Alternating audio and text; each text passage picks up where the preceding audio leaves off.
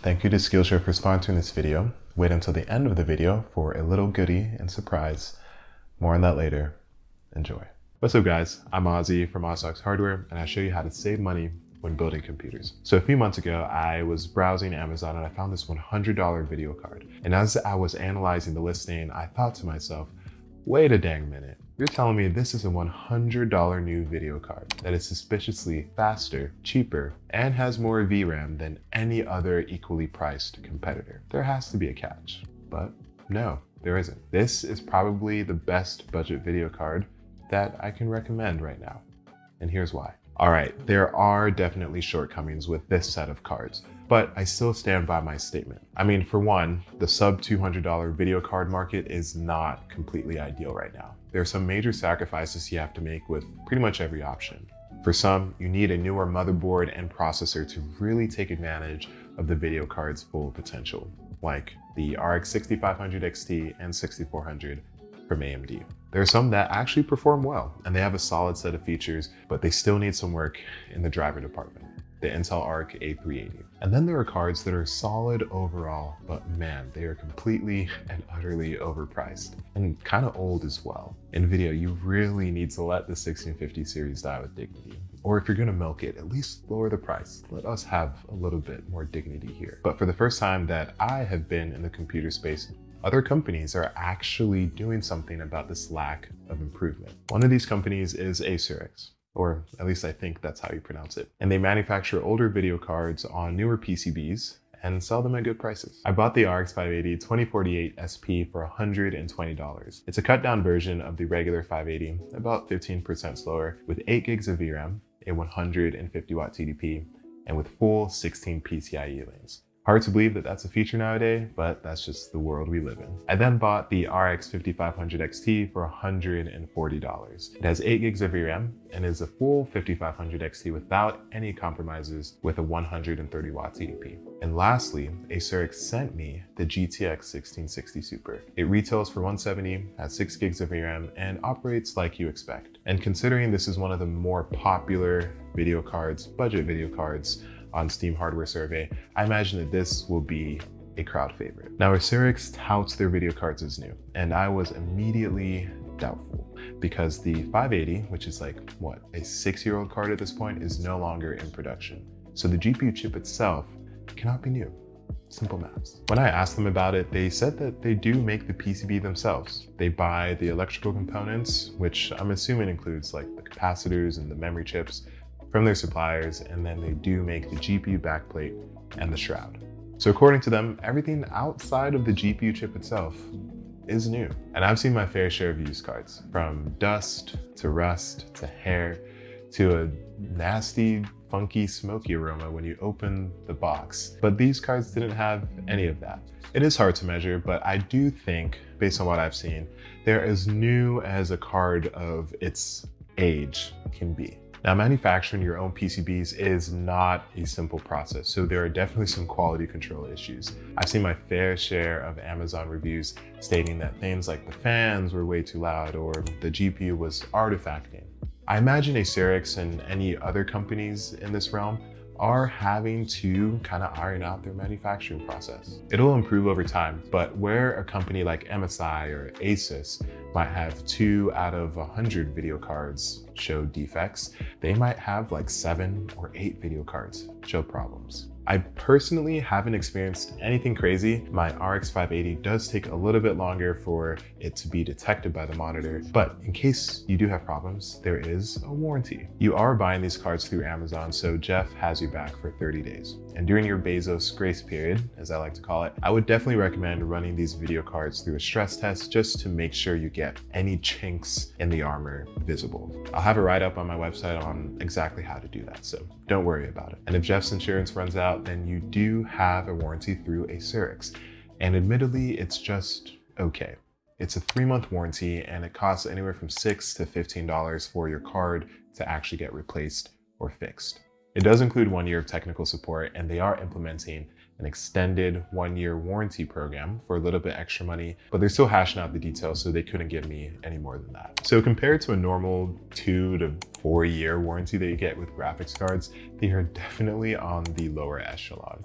I also contacted support about 2 months ago, 2 different times, and they still haven't heard anything back. So I wouldn't expect 5-star service. Ghosted by my customer service rep. And here I thought it couldn't get any worse, but apparently it can. On the bright side, these video cards functioned like any other video card. I installed them in the computer, I downloaded the official drivers from AMD or NVIDIA's website, and I was able to tweak them with the MSI Afterburner. Thermals and noise were okay. Temperatures ranged from 70 to about 82 degrees Celsius, 70 degrees with a case like this one that has more space and better airflow, and then 82 degrees on smaller cases with less space and less airflow. Even the most power-hungry card, the RX 580, was totally fine during the stress test, even after an overclock. And the cards aren't noisy. You can totally hear the fans, but they're not going to bother you. But the best part about these cards is undoubtedly the performance.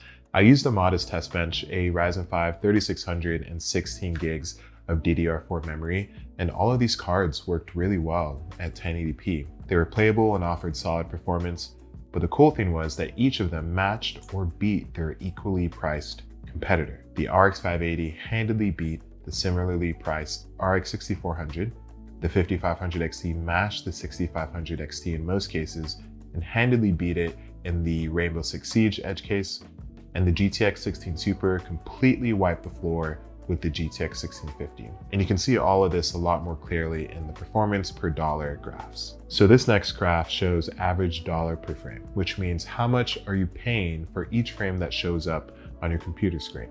The less you pay, the better. So the lower number, the better.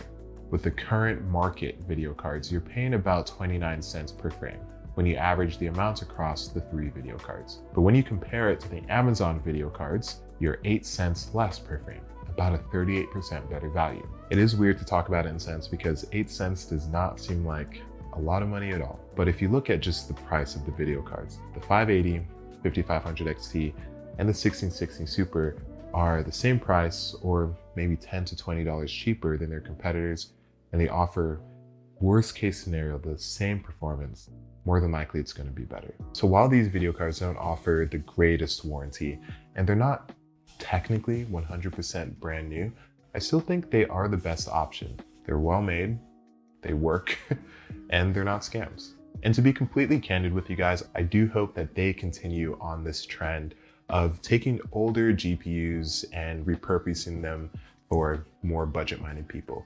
The way that the video card market is going, if it continues on its current trend, it doesn't seem like AMD nor NVIDIA are going to release affordable, by affordable I mean like sub 200, sub 250 cards right out the gate. They're probably gonna lower the price of the previous generation, and then those are gonna be considered the budget segment.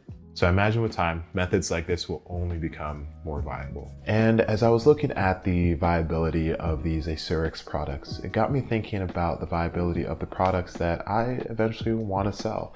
By this time next year, I want to create my own digital wallpapers, prints, and art that evoke the calming, temperate, and grounded vibe that I try to show in my videos. And although I'm not very good with a pen, around November last year, I discovered that I can make a lot of this art just through code. I have been improving my creative coding skills since November of last year, but one of the biggest improvements actually came just a few nights ago when I followed this Skillshare course called Abstract Art by Ashraf. Whoa, that looks so cool. And within just 15 minutes, I was able to create some really cool pieces, and I already have so many ideas on how to expand on them and incorporate them in a product in the future. With all that being said, I'm very happy that Skillshare is sponsoring this video. Their courses on creative coding have been extremely helpful for me, especially when there aren't that many in-depth ones with projects online. And as I focus on YouTube more over the summer, I've combined the creative coding with Nathaniel Drew's Creativity Unleashed course, where he talks about how to fuel your creativity sustainably and consistently. Sometimes people want more than a traditional 9-to-5, and as someone with a day job, I totally understand that.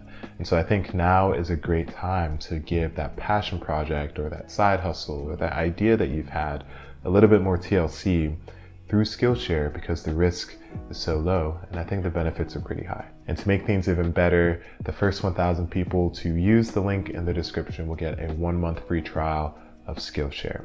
That way you can kickstart your journey without spending a dime. Anyway, thank you guys so much for watching this video, and thank you again Skillshare for sponsoring it.